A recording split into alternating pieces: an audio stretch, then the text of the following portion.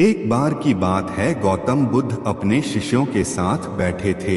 उसी समय राजा अजातशत्रु वहां पहुंचे और बुद्ध से कहने लगे, हे बुद्ध, जब से मैं आपका शिष्य बना हर कोई मेरा शोषण कर रहा है। आपका शिष्य बनने से पहले सभी लोग मुझसे डरते थे, क्योंकि उस वक्त मैं बहुत कठोर था और मैं किसी को मौत की सजा देने से पहले एक बार भी नहीं सोचा करता था। लेकिन आपका शिष्य बनने के बाद मेरा किसी को दंड देने का मन नहीं करता और ना ही मुझे गुस्सा आता है। मैं शांत हो गया हूँ और सभी को दया भावना से देखता हूँ, लेकिन कुछ लोग मेरे इस बदलाव का अनुचित लाभ उठा रहे और इसने मेरे राज्य के लोगों को भी एक तरह के खतरे में डाल दिया है।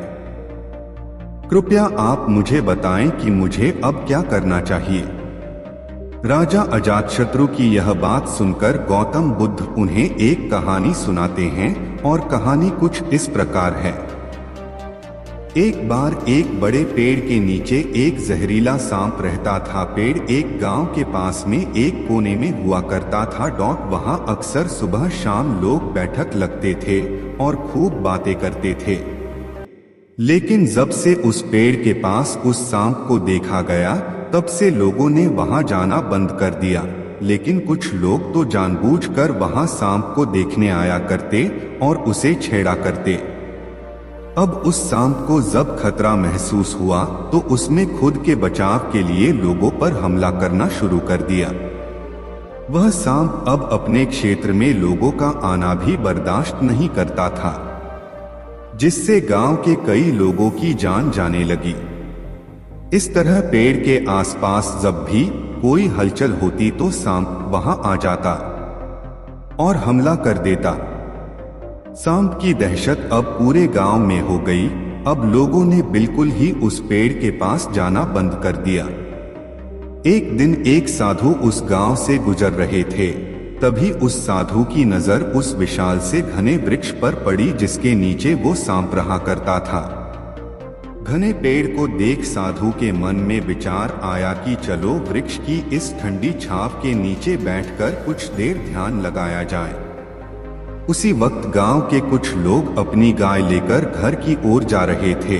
तभी उन लोगों की नजर जब उस साधु पर पड़ी, जो कि उसी पेड़ की तरफ ही जा रहा था। तभी लोगों ने उस साधु को सांप के बारे सावधान करते हुए कहा कि आप उस पेड़ के पास मत जाना, वहां एक जहरीला सांप रहता है जो जरा सी हलचल होने पर हमला कर देता है और अब तक कई लोगों को काट भी चुका है। लोगों की यह बातें सुनकर साधु मुस्कुराए और उस पेड़ की तरफ चल पड़े। जगह को थोड़ा साफ करके जैसे ही साधु ध्यान करने के लिए बैठे, तभी सांप हलचल सुनकर साधु के सामने आ पहुंचता है और फुंकारने लगता है। फुंकार की आवाज सुन साधु की आंख खुलती है और वह सांप को देखने लगते हैं। वह सांप की आंखों में देखते हुए एक मंत्र बोलते हैं और मुंह से फूंक मारते हैं। तभी चमत्कारी रूप से वो सांप साधु से बात करने लगा। अब दोनों एक दूसरे की भाषा को समझ सकते थे। सांप साधु से कहता है, हे मनुष्य, क्या तुम मुझसे नहीं डरते? क्या तुम नहीं जानते यह मेरा क्षेत्र है और यहाँ आने की किसी की हिम्मत नहीं है? साधु ने करुणा से कहा है, मित्र, इसमें डरने की क्या बात है? मैं किसी चीज से नहीं डरता, क्योंकि जब मैं जीने लोभ ही नहीं रखता तो मृत्यु से क्या डर। सांप साधु की ये बातें सुनकर चौंक गया, क्योंकि सांप की इससे पहले ऐसे लोगों से मुलाकात हुई थी जो उसको मारना चाहते थे या उसके डर से भाग जाते थे, लेकिन वह ऐसे व्यक्ति से कभी नहीं मिला था जो उससे नहीं डरता। सांप साधु से इतना प्रभावित हुआ कि वह साधु के चरणों में पड़ गया और बोला, हे प्रभु, आप बिल्कुल सही कह रहे हैं। आज तक मैंने जो कुछ भी किया है अपनी जान बचाने के लिए किया है। अपने क्रोध के चलते ना जाने कितने निर्दोषों की जान भी ले ली। इसके बाद साधु सांप बहुत सी बातें समझाकर वहां से चला गया।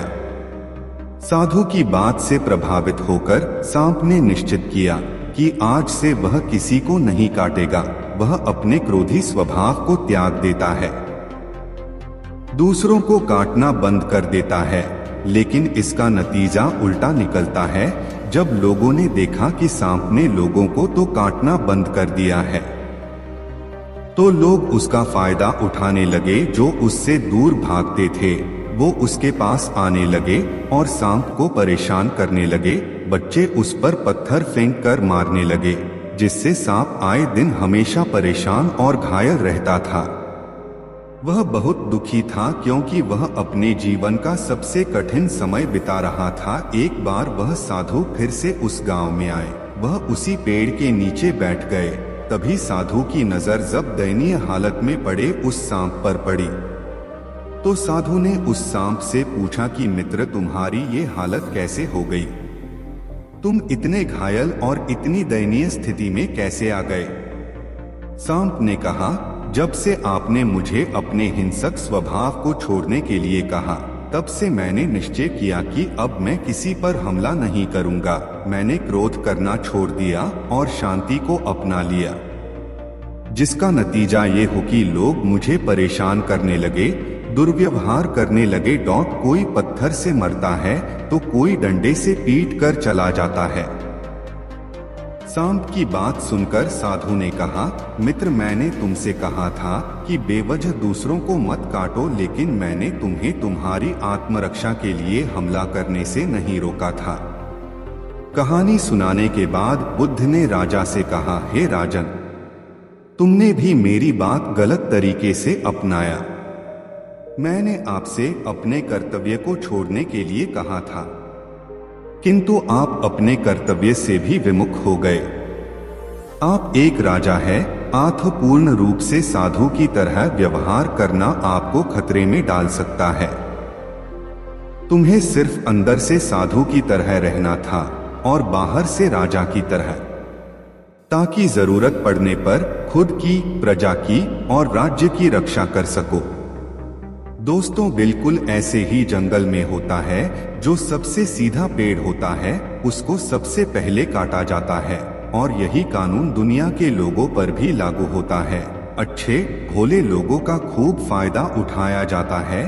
अच्छे लोगों को जिंदगी में अनेकों दुखों का सामना करना पड़ता है। दोस्तों, इस वीडियो में आपको कुछ सीखने को मिला होगा, तो हमारे चैनल को सब्सक्राइब कीजिए।